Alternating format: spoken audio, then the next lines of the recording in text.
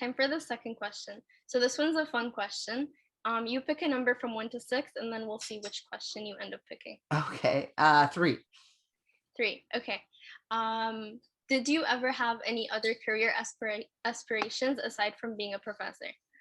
So as I said, I originally, when I started in undergrad, I wanted to go to med school, much like many, first year science students. So when I was a little kid, I actually wanted to be a teacher for a long time. So I guess I kind of filled that, or I filled that role much like what I'm doing now. It wasn't quite what I expected, but I think, I saw a lot of teacher friends struggling and with kids that didn't want to learn. And I thought, oh, if I go to university, then if I teach at that level, then if they want to learn, they'll show up. If they don't want to learn, they don't have to come. So it's their choice, right? It's a bit different environment.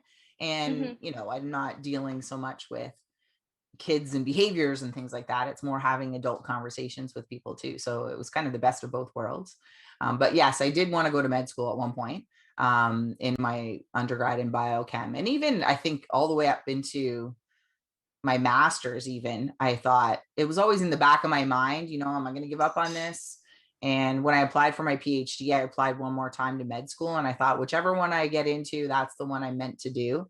And I got into my PhD and I didn't get into med school. So it was what I was meant to do. And honestly, I'm so happy that that's what happened, because reflecting back now, and many of my friends that are physicians, I think I chose the right path for myself. I just, I think I wanted something that was an idea, but the actual like work part of it probably wasn't going to be as idealistic as I thought it was going to be at the time. Right. So, but I mean, there's always hard parts to every job, but Mm-hmm.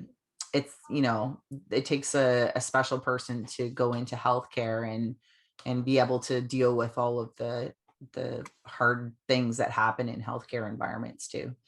Yeah, absolutely.